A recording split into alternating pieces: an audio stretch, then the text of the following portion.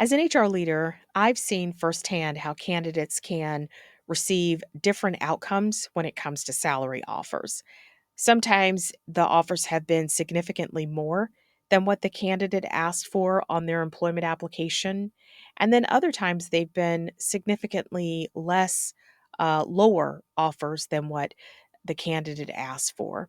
So, why would an employer pay one candidate more than what they requested on their job application and another candidate less than what they requested on their application? Well, today we are talking about how to recognize if you're a victim of pay disparity and what steps you can take if you find yourself at the lower end of your pay range. Hi, I'm Harlow Reed, an HR leader and legal professional. On this channel, we talk about employment laws, hot topics in the workplace, and share HR tips to help you manage workplace dilemmas with confidence. Today, we are looking at a case involving Apple Computer and pay discriminatory practices. I'm going to use this case to break down what you should do if you encounter a similar situation. And be sure to stick around until the end because I'm going to talk about what lessons you can take away from this case to advocate for fair pay. Let's talk about it. The content shared on this channel is for informational purposes only and is not a substitute for professional legal advice. Always consult a qualified attorney or HR professional for specific guidance tailored to your needs. Don't forget to like and subscribe. In June 2024, a group of women came together and decided to sue Apple because they said that Apple was continuously paying women less than men in the same or similar roles. They identified three primary categories of jobs that this was happening to. They said engineering, jobs, marketing jobs, and customer service jobs are consistently paying women less than men. Now, Apple has a practice of asking a candidate, what is your pay history? And what they were doing is they were looking at, based on the pay history, this is what we're going to offer you for this job.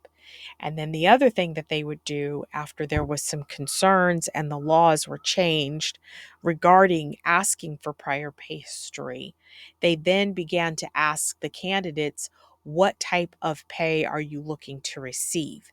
And then if a candidate said that they wanted to be paid lower than what the job offers, then Apple would make an offer for lower than what the range is for that position. So you can imagine the types of pay disparity, the types of inequities that can be created here, right? If you are applying for a customer service job and you previously earned $15 an hour at your job, your last job, you start working for Apple, you ask them for 18, and then you start working, they pay you $18 an hour, or maybe they pay you $19 an hour. Let's say if they go up a little bit more, and you get in there and you see that the customer service reps are actually making $35 an hour. What would that do for you if you were doing the exact same work as the people who are in there? Personally, I've always looked at pay ranges and how people are going to receive or land within that pay range as something that's very have some subjective reason for paying this person more. For example, this person has 5 years of experience, the other person has 3 years of experience. Well, what does it matter if they're both doing the same job? They're in the same position and they have the same type of output that's expected of them, then they should receive the same pay. But it can be very complex because you have to also work with employers to manage what their budgets are. And you want to have growth and you want to have employees start in one space and then be able to move up. Amazon has done some incredible things with the way that they hire people. They hire people lower on the pay side of things, like what their salary is, but they give these incredible bonuses, and these bonuses are all geared towards what is your level of productivity. If you hit these certain targets, then you have a right to earn more money. So, anyway, getting back to this case, over 12,000 women actually participated in this lawsuit. So it just highlights how widespread a pay disparity issue can be. So let's talk about pay disparity, how it happens. Well, it begins at the point of hire. Someone who comes in and is offered a salary that is lower than what their peers are earning, people who are in the same or similar positions. And for women, this pay disparity starts with a salary history that is due to negotiations, weak negotiations, because oftentimes women historically don't are not the best at negotiating for higher salaries. So it starts there, and then once they are hired, it is compounded by a lack of transparency, even with protections under the National Labor Relations Board, where employees do have the right to talk about their work environment, including their pay.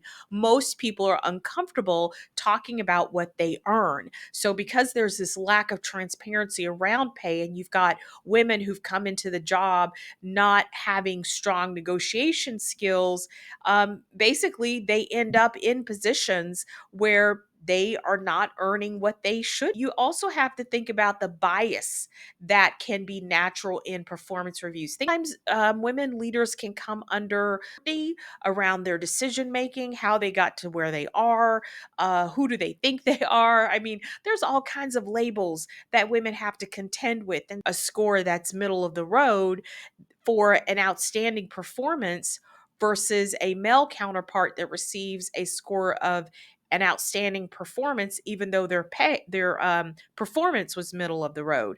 So those types of performance review biases can further widen the gap in pay. And then you also have promotions are in part based on performance reviews and so, if we're going to talk about pay disparity, we have to also consider salary compression. It happens when you have a very narrow or small gap in pay between employees who have been with an organization for a very long period of time and other employees who are coming in brand new who have higher or close to the seniority employees pay. Well, it doesn't have anything to do with their experience or skills, their seniority. It has to do with the market. Most employers are not making shifts in pay ranges based on market or even based on these of inflation. They are going to offer employees a basic, 3 maybe 5% increase every year. And the truth of the matter is, if you're not somebody who's actively looking to switch jobs every 3 to 5 years, you are probably going to hit something related to salary compression, which is totally different from pay disparity, right? Pay disparity is you are hiring people, and as you bring them in, you're bringing them in at the lower part of the range, which means as they continue to grow in their jobs, they're always going to be at the lower end of the range in comparison to their peers. But the way that these two can be interrelated is because someone who is experiencing a salary compression issue because they were brought in so low at the point of hire, even if they get a increase in pay that is supposed to be a substantial bump, let's say based on market conditions or what have you, there can still be a pay disparity issue. So, I mean, all that to say that you also need to be mindful that you could be below market just because you've been at the same company for an extended period of time. A disparity issue, you want to research what your glass doors say, what your different websites that are out there will give you insight into what your pay range is. Now, these are not scientific proven ranges, but it gives you some idea, right? And then the second thing you want to do, make sure you know what your range is for your job with your employer. Most employers have a starting range, they have a midpoint, and they have a high range.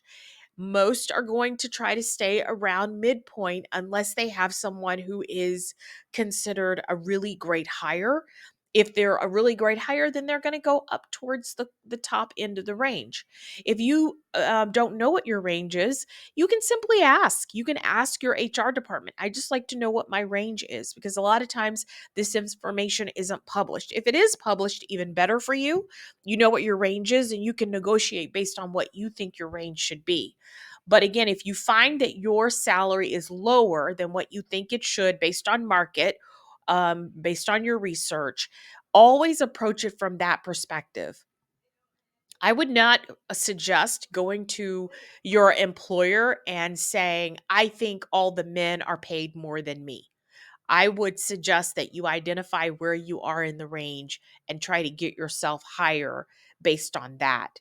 If you think that it is a pervasive issue for all women, then collectively, all women can individually go to HR and ask the same or similar questions.